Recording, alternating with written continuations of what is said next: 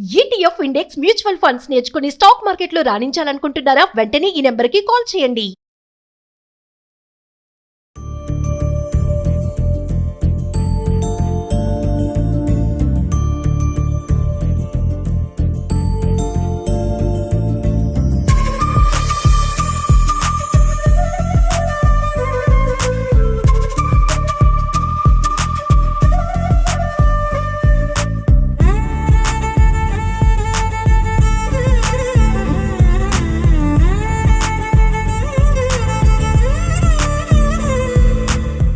Mukunda jewellers సమర్పించు Sri Rama Navami special ఎపిసోడ్కి స్వాగతం.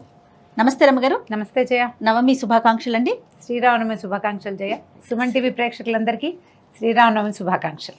రమ్మగారు, శ్రీరామనవమి అనగానే ఫస్ట్ పానకం వడపప్పు. ఉగాది అనగానే మనకు ఉగాది పచ్చడి ఎలాగో శ్రీరామనవమికి పానకం చక్కగా చేసేసుకుందామా? మరి నవమి నాడు పానకం ఎందుకు చేయాలి అడగవా నువ్వు?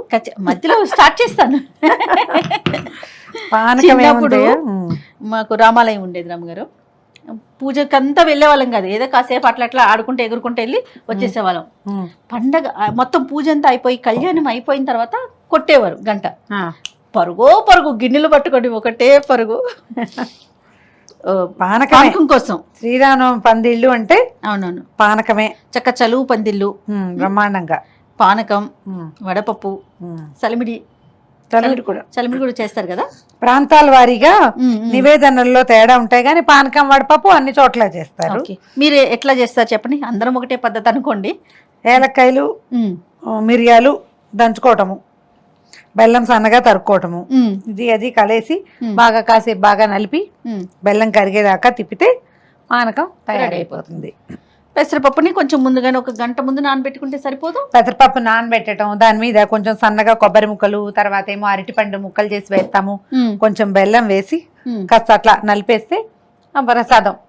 స్వామివారికి నివేదన కూడా అంటే ఎలాంటి నివేదనలు చేసినా మెయిన్ ఇది ఇవ్వాలని భావిస్తాం. అంటే ఎండాకాలం వచ్చేస్తుంది మనకి, ఈ పందిళ్లలో కూర్చున్న వాళ్ళకి శోష వచ్చేసేలాగా అయిపోతుంది. చైత్రం ఇట్లా అనేసరికి ఎండ వచ్చేస్తుంది కదా, అందుకోసం అని తప్పకుండా పానకం పంచిపెట్టడం విశేషంగా చేస్తారు. సాధారణంగా కూడా మనకి ఆంజనేయ స్వామికి పానకం విశేషం చేయ. ఈ పందిరి ఎక్కడైతే శ్రీరామనవమి కళ్యాణపు పందిరి వేస్తారో అక్కడ ఆంజనేయుడు కూర్చుని ఉంటారు. ఓ, ఆయన కోసం చేస్తారంటారు. ఆంజనేయ ప్రీతి ఈ పానకంతో జరుగుతుంది. ఈ ప్రతి వాళ్ళు శ్రీరామ అని నోట్లో పోసుకుంటారు. వాళ్ళందరి వెనకాల వాళ్ళందరి భుజాల మీద కూర్చుంటాడు ఆంజనేయ స్వామి. అందుకు ప్రధానంగా చేస్తారు. రాముల వారి నివేదన కంటే ఆంజనేయ స్వామి ప్రీత్యర్థమే ప్రధానంగా చెప్పుకోవాలి మనం. చాలు గారు. మనం ఈ గిన్నెడు చేయాలంటే ఒక 7, 8, 10 ఏలకాయలు, 25-30 మిరియాలు వేసుకుంటే బాగుంటుంది. కొంచెం అంటే మరి మిక్సీలో వేసేసి ఎక్కర్లా, మన చిన్న మోటార్ ఇట్లా ఏదైనా చిన్న రాయి ఉంటుందిగా దాంట్లో వేసేసి ఒక్క మాట నలిపేస్తే దీనికి ఏంటంటే ఏలక పొడికి ఒక చిటికెడు పంచదార వేస్తే మెత్తగా అవి మిగిలిపోకుండా తొక్కలతో సహా వేసుకునే ఛాయిస్ ఉంటే వేసుకోండి. నా సిద్ధాంతం ప్రసాదంతో ఏలక్కాయ వేస్తే దీన్ని నవిలి మిమ్మేయకూడదు. ప్రసాదంలో ఉన్న ప్రతి పదార్థము లోపలికి వెళ్ళిపోవాలి. అందరూ ఇది మింగలేరు, నమలేరు, తినలేరు, ఉయ్యాల్సిందే కదా. అందుకని పెట్టుకోవద్దు, ఒలిచేసుకోండి. అప్పుడు రద్దు లేకుండా ఉంటుంది. చాలా పని చేసేటప్పుడు చేయలేకపోతాం. కొద్దిగా అయితే చేసుకోవచ్చు మనం. ఇప్పుడు మనకు నవమి అనగానే, శ్రీరామ నవమి అనగానే పానకం, వడపప్పు, చలిబిడి ఇవి కాకుండా ఇంకేమన్నా చేస్తారా? ఏమైనా పెళ్లి కదా, వివాహం కదా, స్వామివారి కళ్యాణం, మనం దద్దోజనం చేసుకోవచ్చు, చక్కెర పొంగల్ చేసుకోవచ్చు, పులిహార చేసుకోవచ్చు, గారెలు, బూర్లు, అప్పాలు, అరిసెలు, పెళ్లి వంటలన్నీ అన్ని చేసుకోవచ్చు. ఓకే, మీరేం చేస్తారమ్మగారు? నేను సాధారణంగా పాయసం పులిహార చేస్తాను జయ. ఎందుకంటే ఉగాదికి రకరకాలు చేస్తుంటావా, వారం తిరిగేసరికి వచ్చేస్తుంది. అవునవును. అందుకని అయితే మేము ఎక్కువగా సీతా కళ్యాణం చేయడానికి పాఠశాలకి వెళ్ళిపోతున్నాం, నేర్ పాఠశాలకి. అక్కడ ఏవో బూర్లు, పులిహోర, పాయసము చేస్తాం. నేను లడ్లు పట్టుకెళ్తా ఖచ్చితంగా. పెళ్లి ఏమిటో నాకు పెళ్లి అనగానే లడ్డు లేకపోతే బూందీ లడ్డు చేస్తారా? తెప్పిస్తాను, చేస్తాము, ఏదైనా చేస్తాను ఒకటి ఖచ్చితంగా. మిరియాలు ఘాటు కోసమేనండి, అంతేనా? మిరియాలు ఘాటు, బెల్లంలో ఉండే రకరకాల వృక్ష కొన్ని గుణాలను అది పోగొడుతుంది. ఇప్పుడు మిరియాల్లో ఎక్కువగా వేడి ఉంటుంది, దాన్ని బెల్లం చల్లబరుస్తుంది. బెల్లంలో కొంచెం వాతం పైత్యం చేసే లక్షణాలు ఉంటాయి, దాన్ని మిరియాలు సరి చేస్తాయి. రెండు ఒకదానికొకటి, ఇవి ఒకదానికొకటి. ఏలకులు సుగంధాని కోసం, ఆహాహా. ఏలకల వల్లే సుగంధం వస్తుంది అంతేగా. కదా. మిరియాలతో సుగంధం రాదు, ఘాటు వస్తుంది. మ్మ్. అందుకు మిరియాలు వేసుకుంటాం. ఓకే. నేను 1-2 చోట్ల గమనించాను, సొంటి పొడి కూడా వేశారు. చిన్నది సొంటి వేస్తారు. ఓకే. మేము ఈ హ్యాబిట్, కానీ మనం మాత్రం ఆ మిరియాలు ఏలక్కాయలు వేసుకుంటాము. 2 వేసి దాన్ని చేయండి. నువ్వు బెల్లం సన్నగా తరుగు చేయ. ఓకే.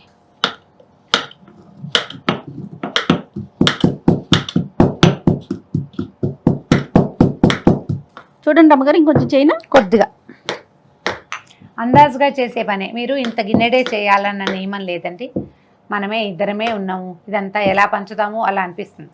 చిన్న బుజ్జి గ్లాసు అంత బెల్లం ముక్క, 1 ఏలక్కాయ, 2 మిరియాలు కొద్దిగా అట్లా దంచి వేసి, ఇంత గ్లాసు పానకం దగ్గర నుంచి ఇంత గుండిగడి దగ్గర వరకు ఏదైనా తీసుకుంటాడు. గుళ్ళల్లో డ్రమ్ముల్లో చేస్తారు. డ్రమ్ముల్లో చేస్తారు. ఇప్పుడు మనం ఇంట్లోనే ఉంటాం, మనమే ఇద్దరమో ముగ్గురుమో ఉంటాం, చుట్టుపక్కల ఎవరు లేరు.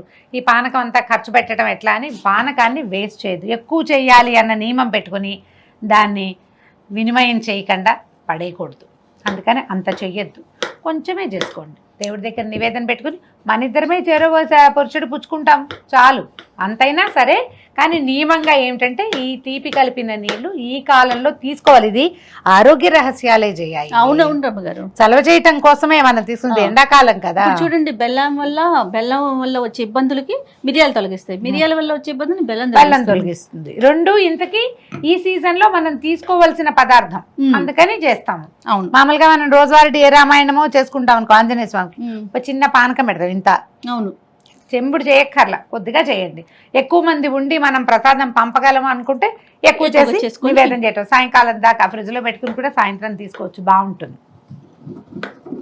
ప్రధానంగా కళ్యాణం చూడటం వరకే కదా రమ్మగారు, తర్వాత ఏముంటుంది? ఈవినింగ్ ఏమన్నా ప్రత్యేకంగా చేస్తామా? ఏముండదు, దేవాలయంలో ఏదైనా సేవాకాలం ఉంటుంది. మనము ఇంట్లోనే సీతా కళ్యాణము అవి చేసుకుని 10 రోజులు చేసిన వాళ్ళైతే సాయంకాలం అయ్యవారిని అమ్మవారిని బంతులు ఆడించటాలు అలాంటివి సేవాకాలాలు జరుపుతారు. ఉంటే ఊపటము ఇలాంటివి చేస్తారు కదా, ఆలయాల్లో చేస్తారు రమ్మగారు. చేస్తారు ఏకాంత సేవ, పౌలింపు సేవలు చేస్తారు కదా.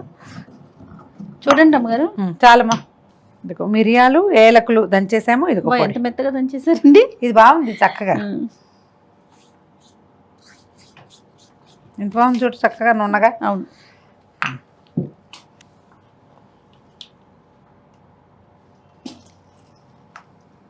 ఇదివరకు ఈ కోతలు ఉండేవి కాదు, చాకులతో పని ఉండేది కాదు.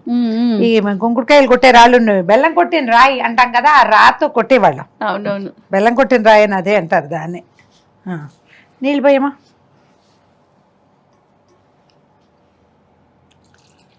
పానకంలో చేయి పెట్టచ్చా ఇలాంటి డౌట్ ఉంటుంది. మనం ఇంత గ్లాస్ చేస్తే పెట్టం, అదే కరిగిపోతుంది చెంచాతో ఇలా ఇలాంటి.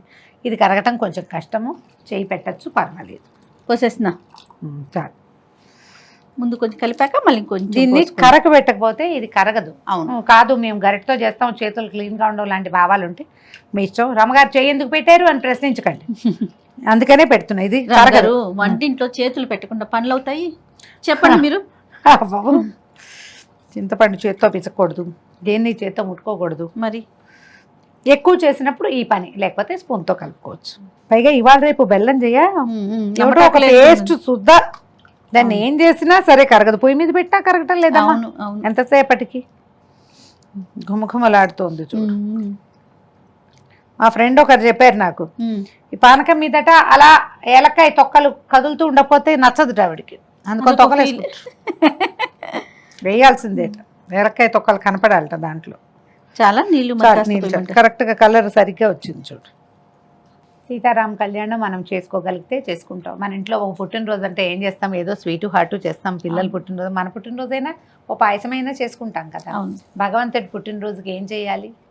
పానకం చేసినా చాలు. ఈయన పాయసం అడగడు రాముల వారు, పాపం బంగారుకొండ.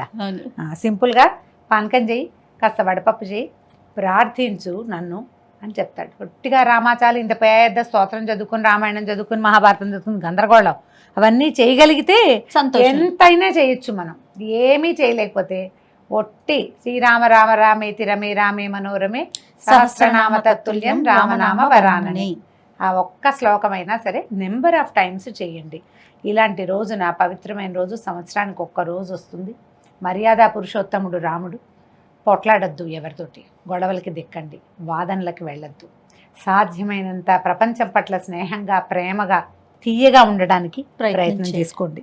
ఇప్పుడు ఇది ఏంటంటే ఒకరోజు చేస్తే ఏది రాదు మనకి, అది చేస్తూ ఉండాలి. కానీ సంవత్సరంలో కొన్ని రోజులు పర్వదినాలు, మంచి రోజులు, ఈ రోజున ఒక ప్రవర్తన నియమావళి కనుక మనం ఏర్పరచుకుని పెట్టుకుంటే మిగిలిన రోజులు కూడా అలా ప్రవర్తించేందుకు మనకి ఒక అవకాశం లభిస్తుంది, అలవాటు అవుతుంది. నిదానంగా ఏటా చేస్తాం, ఖచ్చితంగా ఈ రోజున మాట్లాడకూడదు, గొడవ పడకూడదు, ఇలాంటి ఆలోచన ఉంటే మనకు ఉందనుకో మన పిల్లలతో పిల్లలకు కూడా వచ్చేస్తుంది. ఉంటుంది. పిల్లలు కొట్టుకుంటున్నారు, పోట్లాడుకుంటారు, చిన్న పిల్లలకి ఏముంది చెప్పాలి. ఈ రోజు రాముల వారి పుట్టినరోజు, ఆయన తన తమ్ముళ్ళతో ఎంత బాగున్నాడు, Yes. ఎంత అద్భుతమైన వ్యక్తిగా ఉన్నాడు. అంత కాకపోతే కొంత ఉందాం, కనీసం పోట్లాడుకోకుండా ఉందాం. అవును, ఇలాంటివి కదా నేర్పించాలి. ఆ మాట చెప్పటానికి ముందు మనం ప్రశాంతంగా, సాధ్యమైనంత మౌనంగా ఉండాలి. అందుకని ప్రశాంతంగా ఉండటానికి ట్రై చేయండి. రాముడి గురించి ఒక ప్రత్యేకమైన లక్షణం చెప్తారండి, ప్రతి సంవత్సరం ఈ మాట చెప్పుకుంటూనే ఉంటాం. ఏంటి స్మిత పూర్వాభిభాషి రాముడు అంటే ముందు నవ్వుతాడట రాముడు. మ్మ్. ప్రతిసారి ఎవరైనా మనం చూడంగానే అవతల వాళ్ళు మనం పలకరించారా లేదా చూస్తాం మనం. ఆ, ఆయన అలాంటి వాడు కాదు, ఆయనే ముందు నవ్వుతాడు, ఆయనే పలకరిస్తాడు. నవ్వుతోనే పలకరిస్తారు కాబోలు, అంతేనండి. ఎవరు కనపడినా మొదట ఎవరు పలకరించాలి, వీళ్ళు పలకరిస్తారా లేదా, వీళ్ళు మన చూసి హలో అన్నారా లేదా, ముందు నేను చూసాను, నేనే హాయ్ అన్నాక వాళ్ళు హాయ్ అన్నారు, ఇలాంటి పిచ్చి భావాల్లోకి వెళ్తాం. అవును రమ్మ గారు. చక్రవర్తి సార్వభౌముడు, ఆయన భూప్రపంచానికి ప్రభువు, అవును అవును, ఆయనే స్మితపూర్వ భాషిగా ఉన్నాడు ఎంత మంచి లక్షణం కదా. కదా.